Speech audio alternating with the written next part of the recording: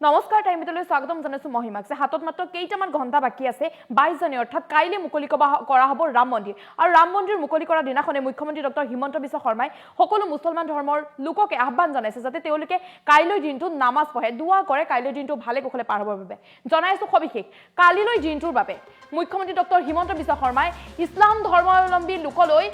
আহ্বান কৰিছে বিশেষ আহ্বান কৰিছে ইছলাম ধৰ্মৰ লোকৰ বাবে কাইলৈ দিনটোত মছজিদত গৈ নামাজ পঢ়িবলৈ আহ্বান জনাইছে মুখ্যমন্ত্ৰী ডক্টৰ হিমন্ত বিশ্ব শৰ্মাই কালিলৈ দিনটোৰ বাবে কালিলৈ বিশেষ দিনটোৰ বাবে দুৱা কৰক দুৱা কৰিবলৈ আহ্বান জনাইছে ইছলাম ধৰ্ম লোকসকলক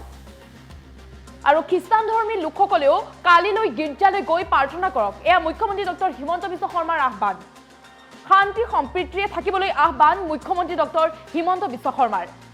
কালিলৈ দিনটো কালিলৈ অৰ্থাৎ ৰাম মন্দিৰ মুকলি কৰা হ'ব স্পৰ্শকাতৰ এলেকাত অধিক আৰক্ষী মুতায়ন কৰিবলৈ আহ্বান জনাইছে প্ৰশাসনলৈকো আহ্বান জনাইছে মুখ্যমন্ত্ৰীগৰাকীয়ে আৰু ইছলাম ধৰ্মী লোকলৈ হিমন্ত বিশ্ব শৰ্মাৰ এই আহ্বান হিমন্ত বিশ্ব শৰ্মাই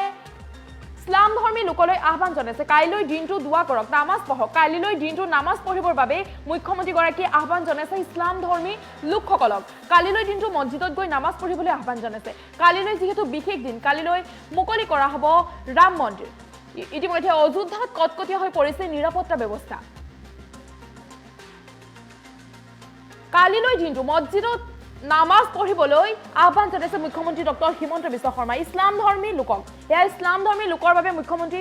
গৰাকীৰ বিশেষ আহ্বান এই মুহূৰ্তত জনাইছো মুখ্যমন্ত্ৰীগৰাকী ইছলাম ধৰ্মী লোকক আহ্বান কৰিছে কালিলৈ দিনটো তেওঁলোকে নামাজ পঢ়ক কালিলৈ যিহেতু ৰাম মন্দিৰ মুকলি কৰা হ'ব ৰাম মন্দিৰ মুকলি কৰা দিনটো নামাজ পঢ়িবলৈ আহ্বান জনাইছে মুখ্যমন্ত্ৰী ডক্টৰ হিমন্ত বিশ্ব শৰ্মা এয়া মুখ্যমন্ত্ৰীগৰাকীৰ আহ্বান প্ৰত্যেকজন মুছলমানলৈ এই মুহূৰ্তত জনাইছো মুখ্যমন্ত্ৰী ডক্টৰ হিমন্ত বিশ্ব শৰ্মাৰ আহ্বান সকলো ইছলাম ধৰ্মী লোকে নামাজ পঢ়ক কালিলৈ দিনটোৰ বাবে দুৱা কৰক সকলো মুছলমান লোকক আহ্বান জনাইছে কালিলৈ দিনটো মছজিদত গৈ নামাজ পঢ়ক এয়া আহ্বান জনাইছে মুখ্যমন্ত্ৰী ডক্টৰ হিমন্ত বিশ্ব শৰ্মাৰ আহ্বান কালিলৈ বিশেষ দিনটোৰ বাবে দুৱা কৰক সকলো মুছলমানে খ্ৰীষ্টান ধৰ্মী লোকসকলেও কালিলৈ গীৰ্জালৈ গৈ প্ৰাৰ্থনা কৰক কাইলৈ গীৰ্জালৈ গৈ প্ৰাৰ্থনা কৰিবলৈ আহ্বান জনাইছে খ্ৰীষ্টান ধৰ্মী লোকসকলক আৰু শান্তি সম্প্ৰীতিৰে থাকিবলৈ আহ্বান জনাইছে মুখ্যমন্ত্ৰী ডক্টৰ হিমন্ত বিশ্ব শৰ্মা এয়া মুখ্যমন্ত্ৰী ডক্টৰ হিমন্ত বিশ্ব শৰ্মাৰ আহ্বান প্ৰত্যেকজন মুছলমানলৈ আহ্বান জনাইছে ইছলাম ধৰ্মী লোকলৈ আহ্বান জনাইছে মুখ্যমন্ত্ৰীগৰাকীয়ে কাইলৈ অৰ্থাৎ কাইলৈ এটা বিশেষ দিন কাইলৈ ৰাম মন্দিৰ মুকলি কৰা হ'ব ৰাম মন্দিৰ মুকলিৰ বিশেষ দিনটোত মুখ্যমন্ত্ৰীগৰাকীয়ে আহ্বান জনাইছে মাত্ৰ কেইটামান ঘণ্টা বাকী আছে আৰু বহু অপেক্ষাৰ অন্তত মুকলি কৰা হ'ব ৰাম মন্দিৰক লৈ এতিয়া সকলোৱে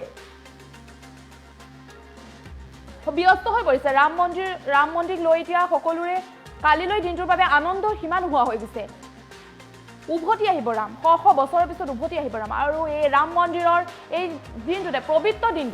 দিনটোত মুখ্যমন্ত্ৰীগৰাকীয়ে ইছলাম ধৰ্মী লোকক বিশেষকৈ ইছলাম ধৰ্মী লোকক আহ্বান কৰিছে যাতে তেওঁলোকে কাইলৈ গৈ নামাজ পঢ়ে দুৱা কৰে কাইলৈ দিনটো ভালে কুশলে পাৰ হ'বলৈ দুৱা কৰিবলৈ আহ্বান জনাইছে ইতিমধ্যে অযোধ্যাটো কটকটীয়া হৈ পৰিছে নিৰাপত্তা ব্যৱস্থা আৰু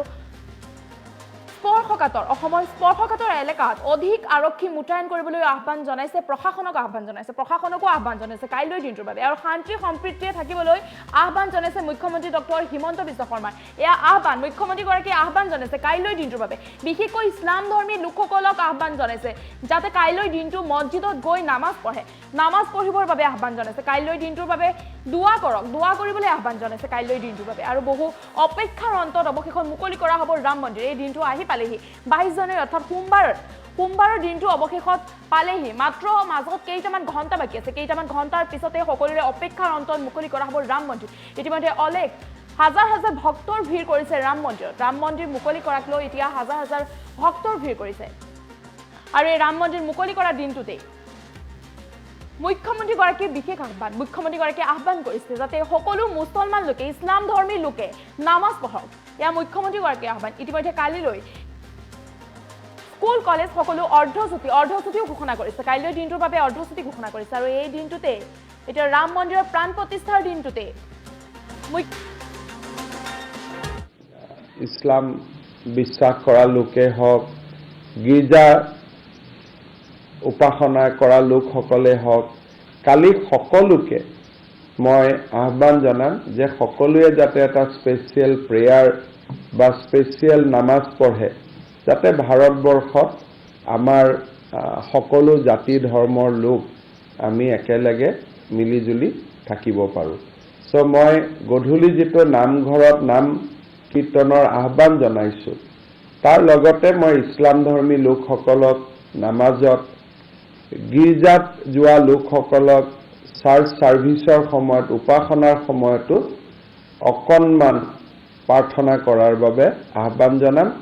কাৰণ এইটো আমাৰ হিন্দু ট্ৰায়াম্ফ নহয়, this is a triumph of Indian civilisation. ভাৰতীয় সভ্যতাৰ বিজয়, ই এটা ধৰ্মৰ বিজয় নহয়। এজন আক্ৰান্ত আহিছিলে আৰু ভাৰতৰ উপাসনাৰ স্থলী এটা ভাঙি দিছিলে। আমি সকলোৱে জানো যে বাবৰ এজন আক্ৰান্ত আছিলে। গতিকে আৰু সেই আক্ৰান্তজন এনেকুৱা নাছিলে যে অকল হিন্দুক আক্ৰমণ কৰিছিলে, তেওঁ ভাৰতবৰ্ষক পৰাধীন কৰিছিলে। গতিকে ব্ৰিটিছ কলনিয়েলিজিম আৰু বাবৰৰ আক্ৰমণ বা বাবৰৰ সাম্ৰাজ্য প্ৰতিষ্ঠাৰ মাজত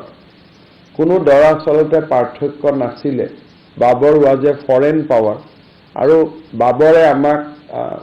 আমাৰ উপাসনাৰ স্থলী যিয়ে ধৰ্মৰ নহওক কিয় ধ্বংস কৰি নিজৰ নামত মছজিদ বনোৱাই হওক বা আন হওক, মই ভাবোঁ ই কোনো ভাৰতীয়ই একচেপ্ট নকৰে।